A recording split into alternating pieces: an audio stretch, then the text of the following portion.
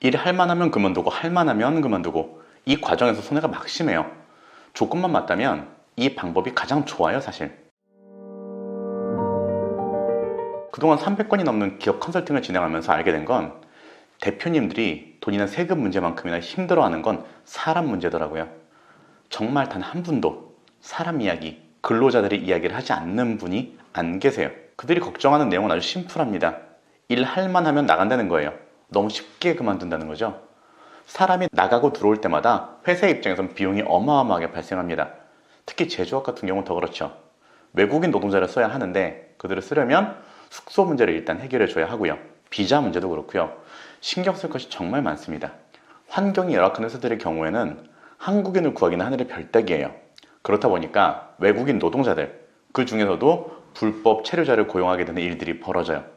아무래도 쉽게 고용할 수 있으니까요. 그런데 불법 체류자는 너무 위험하죠.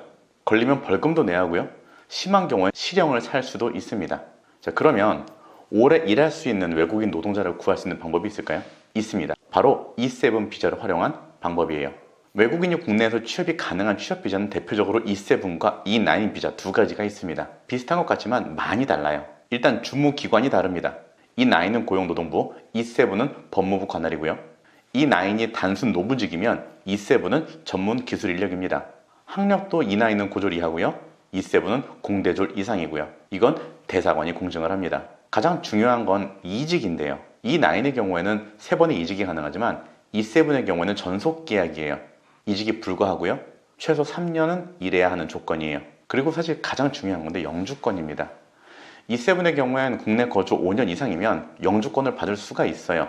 한국으로 취업 오는 분들이 가장 원하는 게 바로 이거죠. 이렇게 보면 사장님들 입장에선 장점이 참 많죠. 그런데 당연히 장점만 있는 건 아니에요. 단점이라면 회사가 사람을 선택할 수 없다는 겁니다. 재밌죠? 근로자는 회사를 선택할 수 있는데 회사는 사람을 선택할 수가 없어요.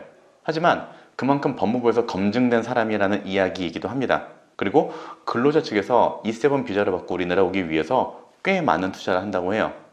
그만큼 대한민국에 절실하게 오고 싶은 사람들이고 의지가 있다는 얘기겠죠. 저도 제가 아는 행정사님 연결해서 몇 번의 취업을 도와드린 적이 있는데요. 다들 상당히 만족해들 하세요. 근로자도 그렇고 회사 측도 그렇고요. E7과 E9 비자의 상세한 비교, 그리고 E7 비자를 고용할 수 있는 업체의 조건이나 진행 절차, 더불어 정부에서 발행한 보도자료 같은 것들은 제 블로그에 잘 정리해뒀으니까요. 링크를 통해서 자세한 내용 확인해주세요. 이 영상을 보고 계신 사장님들 모두 사업 번창하시고요. 이번 영상은 여기서 마무리하도록 하겠습니다. 감사합니다.